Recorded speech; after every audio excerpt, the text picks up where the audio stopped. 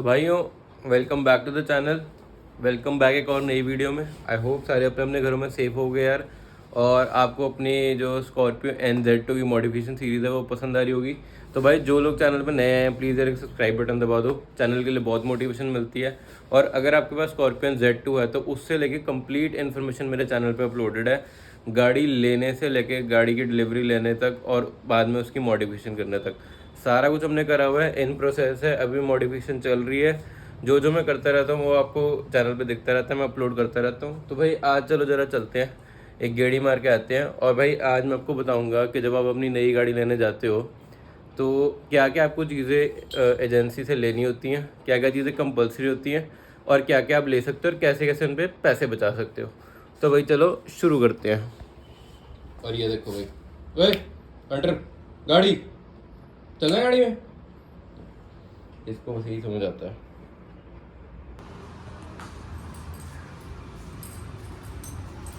एक तो यार धूप देखो ज़रा, अभी जून शुरू ही हुआ है, आज पता नहीं 14 जून है, और ज़रा धूप का हाल देखो। और ये खड़ी अपनी धन्नो थोड़ी सी गंदी भी हो रखी है क्योंकि कल रात को बारिश आई थी वहीं अपने पंचकुला चंडीगढ़ में। तो भाई चलो चलो फटाफट। ठीक है, इतनी गर्म तो नहीं है जितना मैंने एक्सपेक्ट करा था। ठीक है भाई, ये होता है वाइट गाड़ी लेने का फ़ायदा, थोड़ी ठंडी तो रहती है।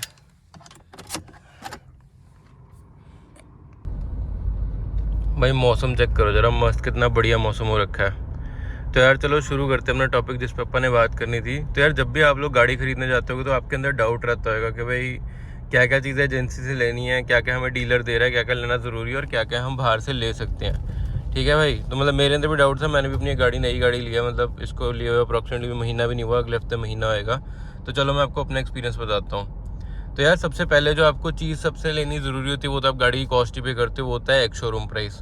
ठीक है, वो आपको डीलर को पे करना है। उसके बाद भाई इस पे आता है, जैसे मेरी गाड़ी 10 लाख से अगर ऊपर है तो उस पर आपको ना एक TCS अमाउंट पे करना होता है, टैक्स कलेक्टेड एट सोर्स। वो यार गवर्नमेंट ने एज अ प्रिकॉशनरी मेजर करती है कि कहीं अगर आप आगे जाके अपनी गाड़ी को रजिस्टर ना कराओ तो वो उसके लिए होता है। और उसका आपको रिफंड मिल जाता है जब भी आप अपनी गाड़ी को गाड़ी लेके आप अपनी ITR भरते हो ना अगले साल की, तो उस पर आपको रिफंड मिल जाता है। जैसे मेरी गाड़ी का एक शोरूम 11,99,000 था, तो 12,000 रुपये मेरा TCS था। वो जो आपकी पूरी कार की एक शोरूम की अमाउंट होती है उसका 1% होता है। ठीक है, वो आपको रिफंड हो जाता है। अब जैसे मेरी गाड़ी पेट्रोल थी तो भाई इस पर तो खाली TCS था। अगर आपकी गाड़ी है डीजल तो यार आपको एक और अमाउंट पे करना होता है, वो होता है भाई ग्रीन टैक्स।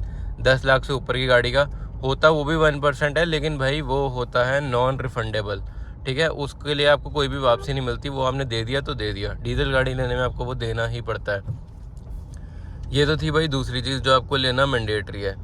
तीसरी चीज़ आता है भाई गाड़ी का RTO रजिस्ट्रेशन, या गाड़ी का नंबर जिसको हम बोल देते हैं, वो होता है। ठीक है, अब उसमें भी ना काफ़ी चीज़ होती है। आपको ये तो पता ही होगा, नए रूल के अकॉर्डिंग जो नंबर है वो मतलब डीलर ही लेके देता है। डीलर ही आपकी गाड़ी रजिस्टर कराएगा, उसी को आप पेमेंट करोगे, एंड नंबर प्लेट भी आपकी उसी के पास आएंगी, और RC भी आपकी वही बनवा के देगा। ठीक है, तो अब क्या होता है कुछ केसेस में, जैसे सपोज करो मैं बोलता हूँ कि हाँ भाई मेरे को पेड नंबर चाहिए, तो उस केस में क्या होता है मैं अपनी गाड़ी खुद जाकर रजिस्टर करा सकता हूँ, खुद उसका RTO पे कर सकता हूँ। नहीं तो भाई वो सारे काम डीलर के पास हो जाते हैं। तो ये आपका होता है भाई मोटा मोटा RC का। तो ये RC की पेमेंट भी आपको करनी पड़ती है अगर आप कोई स्पेशल नंबर नहीं ले रहे हो। तो अगर स्पेशल नंबर ले रहे हो तो भाई डीलर आपको सारी सेल लेटर वगैरह करके फाइल तैयार करके दे देगा, एंड उसके बाद आप जाके अपना जहाँ भी आपने गाड़ी रजिस्टर करानी है वहाँ पे जाके आप अपना रोड टैक्स वगैरह पे कर दो। हाँ, और एक चीज़ और है भाई, जहाँ पे आप रोड टैक्स वगैरह पे करोगे ना, मतलब आपकी RC और वो भी उधर ही आएगी, चाहे जितने मर्जी आप रजिस्टर करा लो। जिस बंदे से आपने गाड़ी खरीदी है ना, वहीं पे आपकी नंबर प्लेट्स आएंगी। ठीक है, ये होती है बात भाई जो चीज़ मैंडेटरी है, ऑप्शनल मैंडेटरी होती हैं डीलर से लेने की। अब उसके बाद पे कुछ चीज़ों पे आते हैं जो डीलर आपको ज़बरदस्ती चिपकाने की कोशिश करते हैं। भाई सबसे पहला उसमें होता है इंश्योरेंस। ठीक है, चिपकाने की ज़रूरत भी क्या, मतलब मैं आपको एक चीज़ बोलूँगा यार, अगर आपकी नई गाड़ी है ना, तो यार मैं तो मतलब पर्सनली रिकमेंड करता हूँ कि आप इंश्योरेंस ले लो डीलर से ही। क्योंकि यार उसमें ना मतलब इतनी महंगी गाड़ी में अगर आपको बाई चांस क्लेम में फिर कोई दिक्कत नहीं आती है, तो रिकमेंडेड यही रहता है आप उसको लो डीलर से। आपको थोड़ी बहुत ज़्यादा मिलेगी, बट हाँ आप उसको ले सकते हो। बट उसके लिए ये है कि आप नेगोशिएट कर लो अपने डीलर से। जो भी आपको प्राइस बता रहा है। तो भाई जैसे मैंने स्कॉर्पियन का Z2 मॉडल लिया है, शुरू में जो डीलर ने मेरे को सबसे पहले प्राइस कोट करी थी इसकी भाई, वो थी 68,000 रुपीज़ इंश्योरेंस की। और आफ्टर मार्केट मैंने थोड़ी वो जैसे वेबसाइट वगैरह में चेक करी थी, पॉलिसी बाज़ार वगैरह पे, तो भाई मुझे ये इंश्योरेंसेस मिल रही थी अपनी आई बिलीव 45,000 के आसपास, Z2 मॉडल पेट्रोल की, जिसका 12 लाख एक शोरूम है। ठीक है, तो ये वेरी करता रहता है यार, ऐसा नहीं है एक शोरूम के ऊपर इंश्योरेंस की वैल्यू वो नहीं होती। कार की टाइप, पेट्रोल, डीजल, CNG और कार की लेंथ वगैरह पे भी आपकी वो कोटेड होती है। ठीक है, तो जहाँ से आपको सही लगे आप इंश्योरेंस ले सकते हो, बट मैं तो रिकमेंड करता हूँ आप डीलर से ही लो। जैसे मेरा बाहर इसका कोट बन के आ रहा था 45,000 ICICI लोम्बार्ड का, वही डीलर से मैंने नेगोशिएट वगैरह करके डीलर ने मुझे दे दी थी 52-53 की। ठीक है, और यार देखो एक तरह से अगर आपको मोटी मोटी बात बताऊँ ना, इतना यार बनता भी है। अब वो भी तो एक तरह से मतलब थर्ड पार्टी वेंडर है इंश्योरेंस के, मतलब वो आपको बिल्कुल डिट्टो सेम रेट पे तो देने नहीं वाले, कुछ मार्जिन उनका भी होता है एज़ कम्पेयर टू आप डायरेक्ट कंपनी से कराओगे। बस ये होता है कि अगर आप डीलर से, आपकी इंश्योरेंस महिंद्रा के पोर्टल से कटी हुई है, तो आपको क्लेम सेटलमेंट रेट थोड़ा जल्दी मिल जाता है, थोड़ा अच्छा मिल जाता है, उसमें आपको मगजमारी नहीं करनी होती, मतलब आपको तंग नहीं कर सकते, मोटा मोटा कहने का मेरा ये मतलब है। तो यार वैसे थोड़ा सा गैप मैंने ले लिया था, मैं ज़रा शॉपिंग करते करते आ गया था डीमार्ट, और ज़रा पहले यहाँ से फटाफट निकलते हैं और फिर बात करते हैं अपनी आगे की।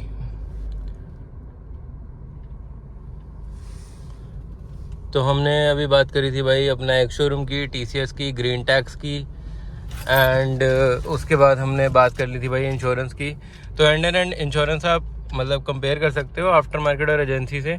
मैं रिकमेंड करूँगा आप अपनी इंश्योरेंस एजेंसी से ले लो पहले वाली, बट भाई टोटली आपकी चॉइस है। अगर आपका बाहर से लेने का मन है आप बाहर से भी ले सकते हो, कोई आपको फोर्स नहीं कर सकता कि भाई इंश्योरेंस आप कंपनी से ही लो, भाई वो आपके ऊपर है। ठीक है भाई, उसके ऊपर आता है यार एक्सटेंडेड वारंटी, मतलब डीलर उसको आपको चिपकाने की ज़बरदस्ती कोशिश करेंगे। तो एक्सटेंडेड वारंटी का क्या सीन होता है भाई, 3 साल की वारंटी आपके गाड़ी के साथ एक्सटेंड हो जाती है, जैसे 2-3 साल की वारंटी एक्स्ट्रा आती है, 3 साल की आपको एडिशनल मिल जाती है, मतलब 5-6 साल की वारंटी आपकी गाड़ी पे हो जाती है।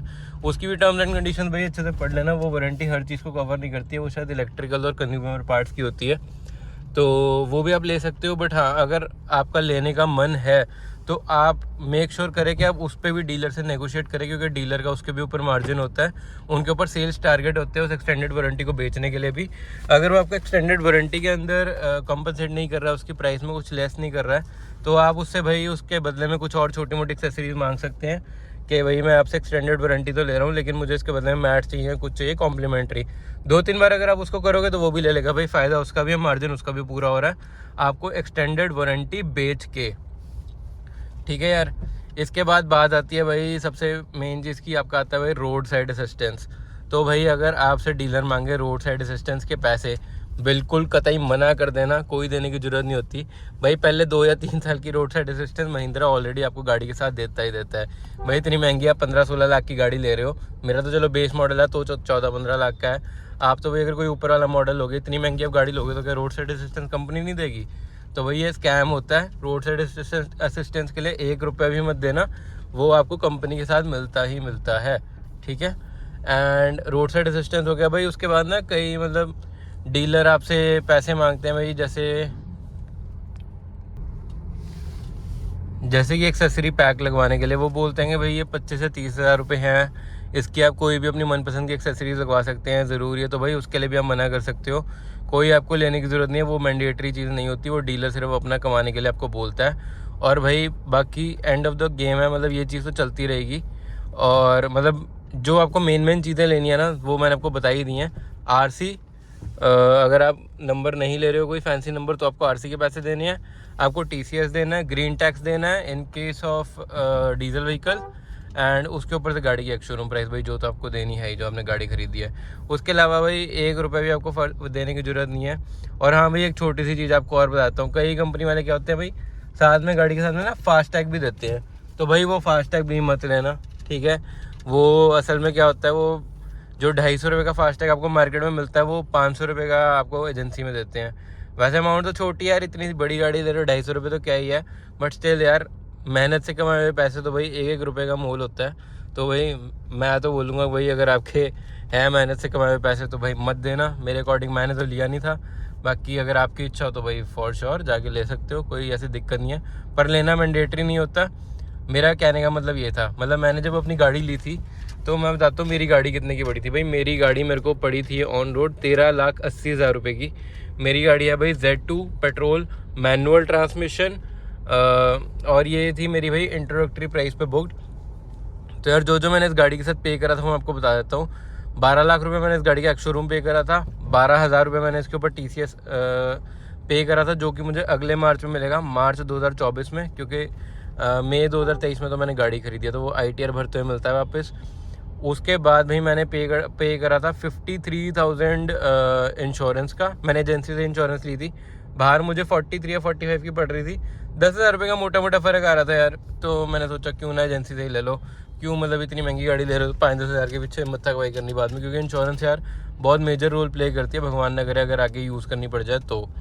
ठीक है। एंड उसके बाद भाई RTO मैंने पे करा था, इसमें हरियाणा के ऊपर 8%, वो पड़ा था मेरे को 1,10,000। उसमें छोटे छोटे बहुत सारे कंपोनेंट्स होते हैं एडिशनल भी, मतलब ये प्रोसेसिंग फ़ी, डिलीवरी फीस, पता नहीं क्या क्या होता है, तो वो 1,10,000 बन गया था। और हाँ भाई RTO जो आपका होता है ना, वो लेटेस्ट प्राइस पे लगता है, वो आपका इंट्रोडक्टरी प्राइस पे नहीं लगा। जैसे मेरी गाड़ी का इंट्रोडक्टरी प्राइस 12 लाख रुपए था, एंड उसके बाद जब मैंने अपनी गाड़ी ली थी तब इसका प्राइस बढ़ के 13 लाख हो चुका था, 13,05,000। तो जो 8% मेरा RTO लगा है ना, वो 13,05,000 पे लगा है, ना कि 12 लाख पे। तो भाई ये एक बात ध्यान रखने वाली है, इंट्रोडक्टरी प्राइस सिर्फ आपको महिंद्रा देता है, RTO वाले इंट्रोडक्टरी प्राइस नहीं देखते हैं। तो ये था यार मेरी Z2 का कुछ ब्रेकअप, मतलब प्राइस ब्रेकअप। तो ये था यार मेरी Z2 का कुछ प्राइस ब्रेकअप। तो अगर आप इन सारे चीज़ों को टोटल करोगे जो मैंने आपको भी बताई हैं, तो जो आपका टोटल है वो निकल के आएगा 13 लाख, मतलब 70 या 80 हज़ार के बीच में, जो मैंने अपनी गाड़ी के लिए पे करा था, जिसके लिए मेरे को थोड़े से पैसे रिफंड आ जाएंगे, जो जैसे कि मैंने भी बताया था अप्रॉक्सीमेटली 12,000 रुपये जो मैंने TCS पे करा था। आई होप आपको थोड़ा सा मतलब पता चल गया होगा। जिन भाइयों को तो ऑलरेडी पता था वो तो भाई थम्स अप है ही भाई, जागरूक रहो। जिनको नहीं पता था भाई वो वीडियो उनके लिए थी कि कैसे कैसे आप अपनी एजेंसी में आप नई गाड़ी लेते हो, क्या क्या पे करते हो, और क्या क्या आप नई चीज़ें लेने से बच सकते हो। तो आई होप यार आपको इन्फॉर्मेशन पसंद आई होगी, मतलब काफ़ी शॉर्ट वीडियो रखने की कोशिश करी थी मैंने। तो मिलते हैं आपसे एक और नई वीडियो में। और भाई ये हाल देखो ज़रा पंचकुला का। तो भाई मिलते हैं आपसे एक और नई वीडियो के लिए। तब तक के लिए भाई stay safe, take care, thank you for watching my video. और पसंद आई हो तो प्लीज़ यार सब्सक्राइब बटन दबा देना, बहुत मोटिवेशन मिलती है और मैं ऐसे ही कंटेंट लाता रहूँगा। मिलते हैं आपसे अगली वीडियो में। बाय बाय भाइयों।